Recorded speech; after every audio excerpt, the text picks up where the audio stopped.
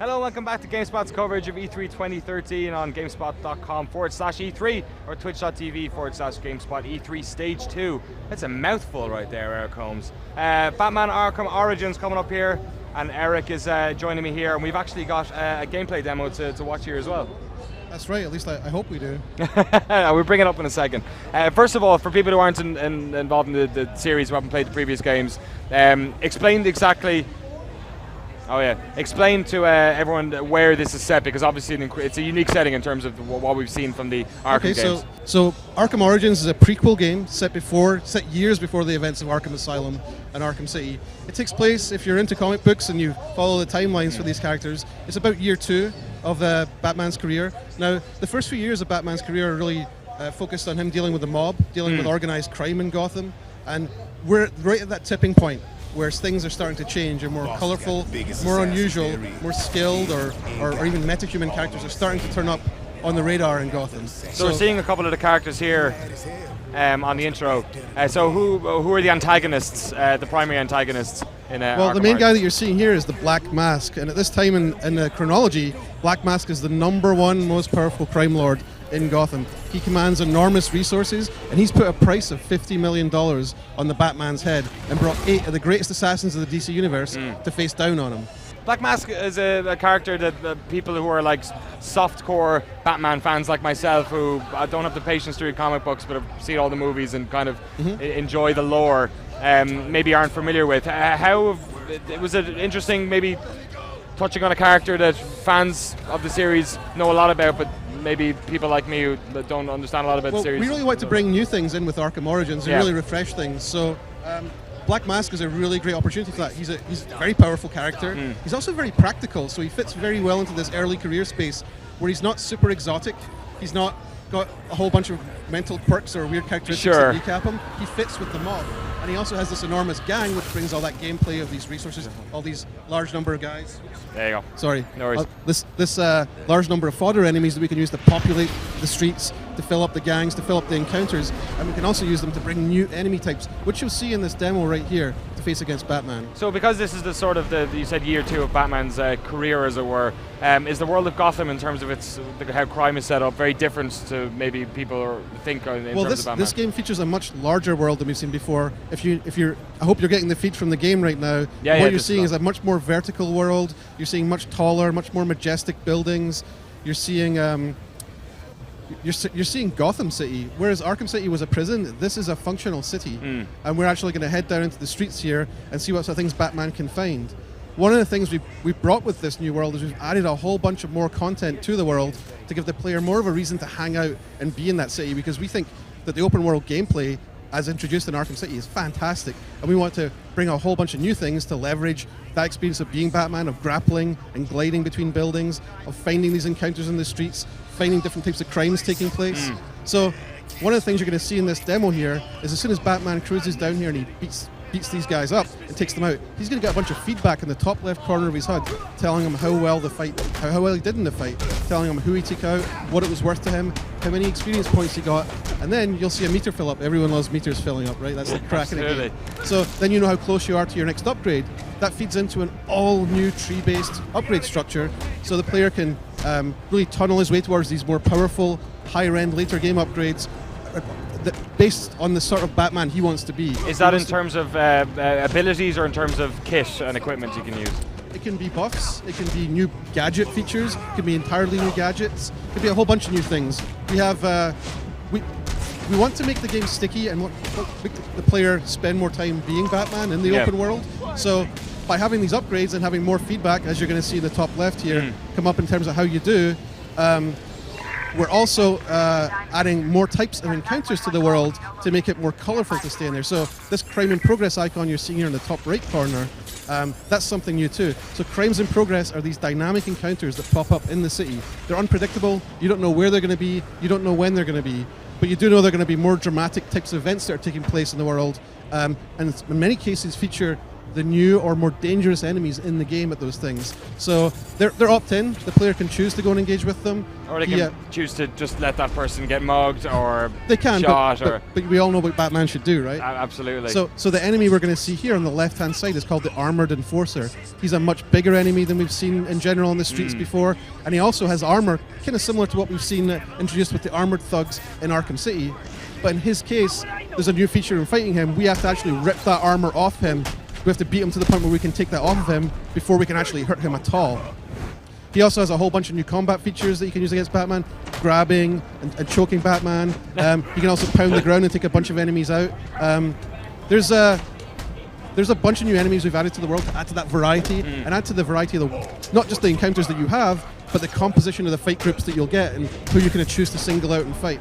The Arkham series was incredibly well tuned when it first came out. It's a formula that works. Have you guys coming in and working with this series found it difficult to sort of add your own flavor to the experience? We've obviously already talked about a lot of stuff here that's never been seen in any of the previous third-person action. Well, the answer to that is pretty simple. It's about building on top of what works. It's not about reinventing what works and choosing, well, you know what, we're just going to take all this awesome fighting and do a completely different combo system. No, that stuff is fantastic in the other Batman games. And so our challenge was always to find something that adds to that experience, that adds to that really solid core. So another enemy you'll see, for example, in a few minutes, is the martial artist. And so Batman has that trademark counter system, right? He's doing combos on enemies, and other enemies launching attacks on him, and bam, he can counter them, and then go back to doing his gadget throws or strikes. So the martial artist is a guy that works really well with that system because he plays that fighting style too. So Batman is a very skilled fighter. He does his counters. This guy can counter Batman, very cool. and Batman can counter his counters. So you have this little bit more Agent Smith and Neo type of tying up, rather than slapping down all these fodder guys and powering through them. You have a guy who can stop you, start to play the game against you, and then you smack him back down again. In what ways is, you said Gotham, obviously it's more of a vertical gameplay kind of going on than what we were used to in so that allows us to really use using something which is really solid in the other game. Grappling and gliding and diving for speed is fantastic. It's really great to be Batman. So our challenge there for ourselves was, those mechanics are solid. How can we use those mechanics more? How can we make it feel different? So in a way, you could say we're driving a similar car, but it's an entirely new racetrack with regard to that city space in terms of moving around. Sick analogy. I like it very much. How big is the racetrack then? I know it's a kind of a... The city itself is over twice the size of Arkham City. Okay, so we have a much bigger world. We have 2 whole islands. We have a major bridge location connecting the 2 of them together. And the player's free to go from end to end without any loading screens. He'll be able to stream across that entire environment. And with a bigger world too, we've also added a Batwing fast travel system. Yes. So the player can jump in the jet and he can drop out at various drop points he's unlocked through the progression of the game. How long is one of the interesting parts about the Batman game is the sort of chronology of each game. They take part in a very sort of structured small time space. Is that the same thing that's happening here? That's right. This game takes place on Christmas Eve. Okay. And for us, that's been a really kind of a delicious addition because we get to have this irony of, wow, Christmas is fun, right? It's fun, it's warm, there's presents, there's food, there's family, and it's this really nice thing. And then you've got Gotham, which is the worst place on earth. So you have this kind of black on white feeling of irony, which doesn't diminish from the theme because, hey, it's going to be Christmas in Gotham one day a year, but it's terrible things going down. You know, the happiest night of the year and the worst place in the world. In terms of the fighting mechanics, you guys have also introduced a couple of tools that have never been seen before. That's right. We have added a bunch of gadgets. We're only showing one of the new gadgets here at E3, and that's the remote claw. You're going to tease them out over the next couple of months? Well, this is the first time we're showing the game live. Of course, so, we're out on October 25th, but we don't want to show everyone everything all at once. This is already a very crammed 20-minute demo where there's new feature, new character. For example, you just saw Anarchy revealed a moment ago, and we have a whole bunch of new characters revealed in the game under this, what we call the Most Wanted system. We're only showing one of those today, which is Anarchy. But we have a whole bunch of assassins to reveal. We have new features. We have new content in the game. We have a whole bunch of, obviously, new interiors to go through and have that classic interior gameplay. But yeah, we have a very packed demo here at E3 too. A lot of questions from people in the chat on via Twitter. If you have any questions at all, please tweet me at Danny Woodwire or stick them in the GameSpot comment section. I'll pull from the 2 of those. A lot of questions about characters. John Smith specifically has asked. John Smith, poor guy. That's like, I don't know. Maybe that was the default name he got on Twitter. He's asked, will we see Catwoman specifically? We've not revealed any plans with regard to Catwoman so far. Have you revealed any plans in relation to any other maybe fellow antagonists that might be in the game, or people you work alongside, or? Well, Anarchy's a guy that really wants to make friends with Batman. Okay. He's this anti-corporate, anti-government character, and they're really popular right now. That was one of the reasons why we really felt like it was his time to come out. Like his look's been updated to look more kind of like a street protester, and he has a gang that looks like a movement, a social movement that's hanging out behind him, and he's planting bombs behind all the different institutions in Gotham. So that's something that it felt important to bring him into the game. He's always been one of my favorite characters. But in the real world, this is Anarchy's moment, right now, today. Absolutely. We just saw a helicopter crash there. Was this part of a story beat, or was that right? So, what that is that's this is the introduction of our new detective feature in the game. So what Batman's going to do here is, obviously he's seen this helicopter crash, but he doesn't know what happened to cause it. So he can go into his detective mode, and he can start scanning this crime scene. This is one of our many crime scenes in the game, and what we've really added is this sense of interactive storytelling in here. So he's going to scan this using the sensors in his cowl and using the supercomputing power of the Batcomputer back at the Batcave. He's going to reconstruct what happened based on the evidence he's found so far. So he doesn't have all the evidence yet, so we're starting to visualize what happened. Now, he can also scrub this whole thing backwards at runtime and start to visualize it and look for other evidence. He can scrub it back. So he can rewind this guy all the way back into the helicopter and take the helicopter back up to the roof. He can also take it forward. He can stop it. He can take a look around at what's happening. So you can really kind of step into this crime scene as it happens. All angles of that dude getting smoked. Perfect.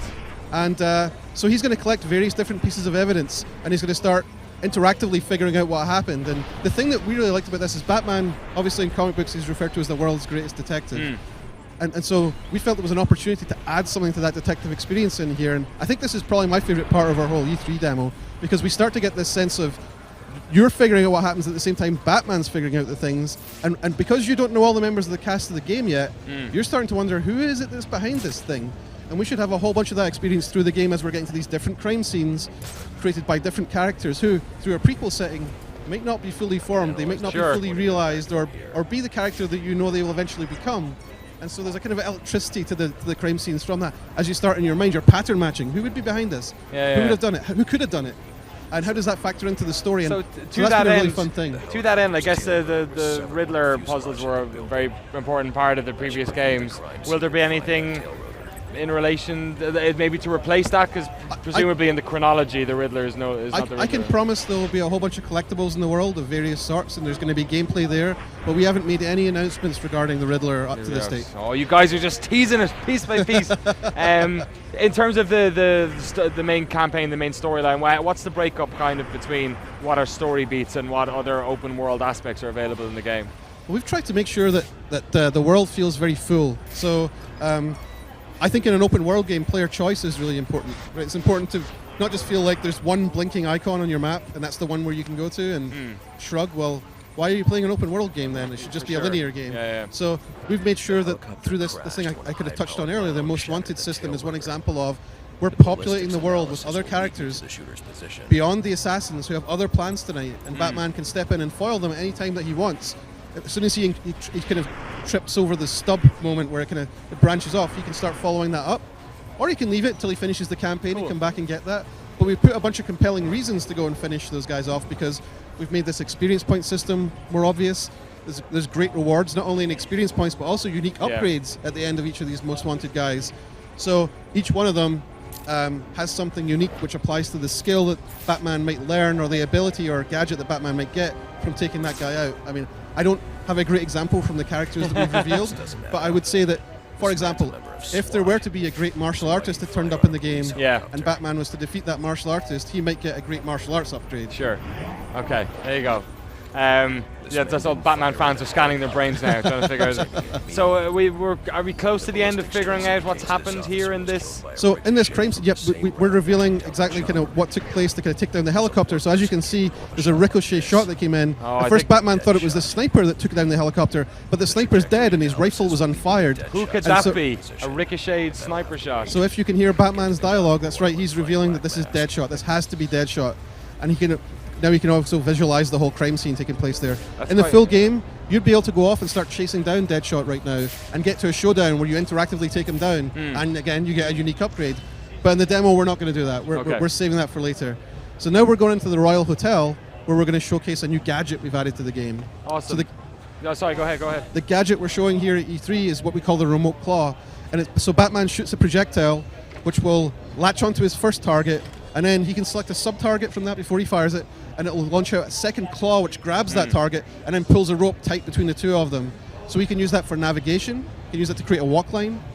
He can use it to take down guys and smashing them together. He can fire objects at people. He can do all sorts of things. So I don't want to reveal too much of what Guillaume's going to do in here, but you can start working over in your mind using the Batman mechanics what sort of things we could do with that. And so Guillaume here, who's our Batman for the day, he's gonna give you a demo of a bunch of the features.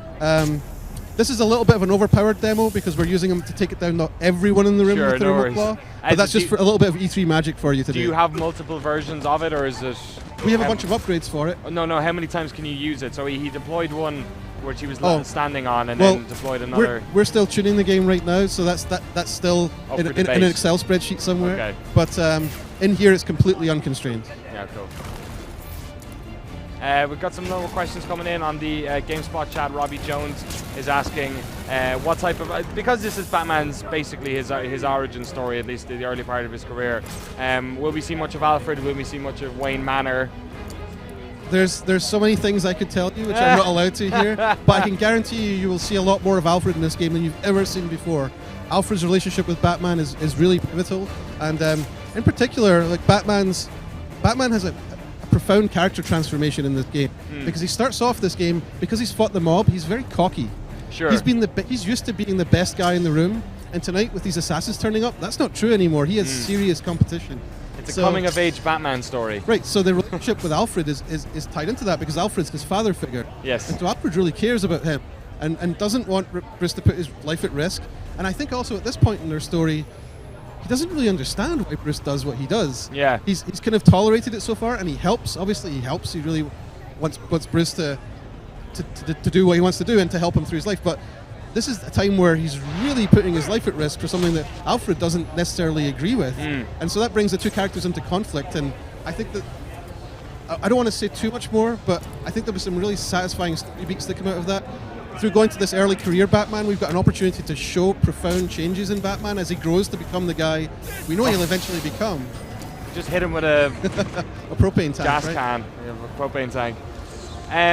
So how do you guys kind of deal with that in terms of the canon that exists currently? I'm assuming as with most comic books, there are always multiple versions of canon, and there's a prime canon. The canon for this is the Arkham universe, so Arkham Asylum and Arkham City. So were you guys free to sort of breathe new life into the origins of this particular? Absolutely, we've had incredible support from Warner Brothers, from Rocksteady, from DC Comics. Jeff Johns has been a partner over at DC Comics working with us.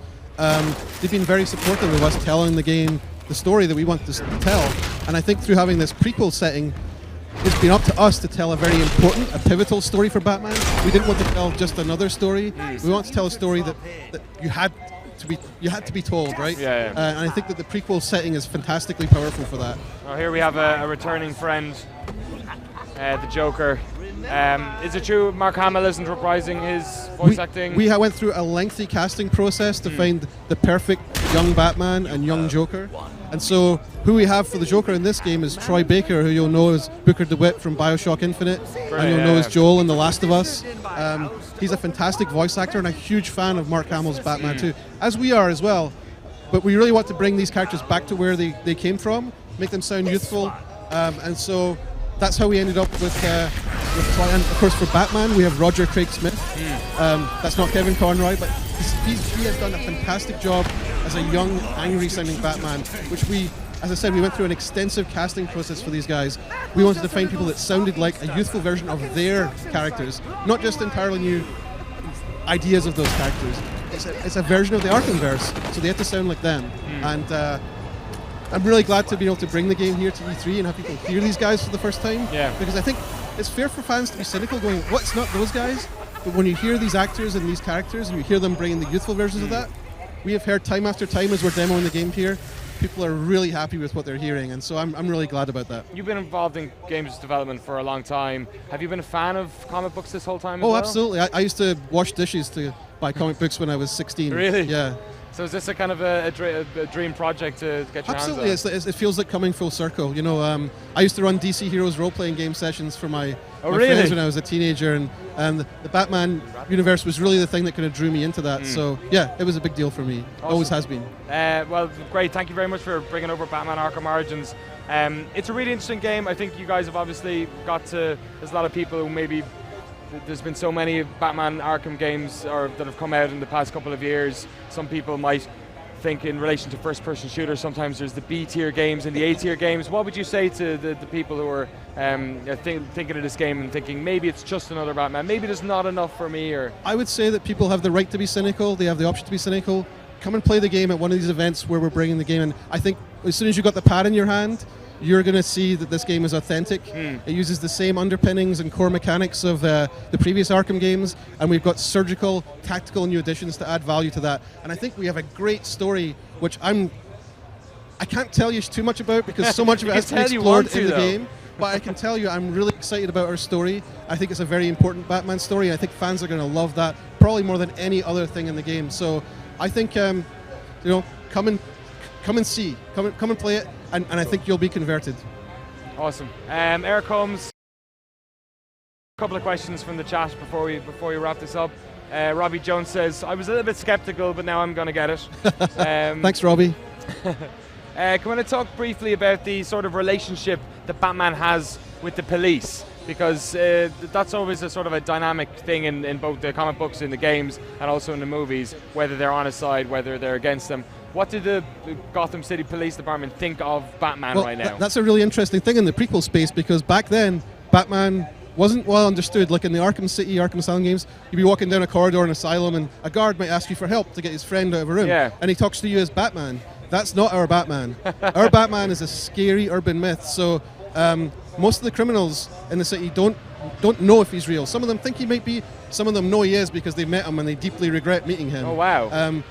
So he's like an urban legend, as you'll have seen in some of the visuals, for example, in our opening cutscene there, Batman is seen as a scary monster in our game for a lot of the scenes. He's not clearly a guy in a suit that people are talking to. He bursts into a room, he blows a hole through the wall, a backlight hits on him, and people look at him and they're like, holy crap, what the hell is that? And so that's a really fun part of it. And that goes double for the police, because he's an outlaw, he's a vigilante at this time in the chronology, and the police actively hunt him and want to bring him in. The GCPD itself is a very corrupt force, so Batman is brought directly into conflict with them. But there is one ray of hope in the department right at this point in the timeline, which is Captain James Gordon. Oh, he's actually there? He's not a commissioner at this time, he's a captain. Captain, okay. But he's the one good cop in the bad city, and so we have a lot of fun things going on with Gordon and Batman through this story, and I think fans will be really happy with what they see about that. Kind of the origin of their relationship as well. Remember, this game's all about characters coming together and those relationships forming, but they can't start where they end up. They have to start somewhere. And I think that's really probably the number one reason why I'm excited about the story for this game. Can you tell people what platforms it's on and when it's available? Because you guys are only a couple of months away from release now. Absolutely. So we come out on October 25th. Batman Arkham Origins will be on PS3, Xbox 360, Wii U, and PC. There's also a handheld game, Batman Arkham Origins Blackgate, which will be on PlayStation Vita and 3DS out on the same day. That's quite a lot of platforms. Are you tempted to go PS4, Xbox One as well? We've got nothing to announce right now for that. Okay, Eric Holmes, pleasure talking to you. Thank you very much. Pleasure as well. A lot of people in the chat, and myself included, looking forward to playing Thanks for having me, and thanks to everyone for watching. Not at all. We've got Hex Shards of Fate coming up pretty soon, but first we'll have some messages from our good friends at Ubisoft. I think. That's what it says there.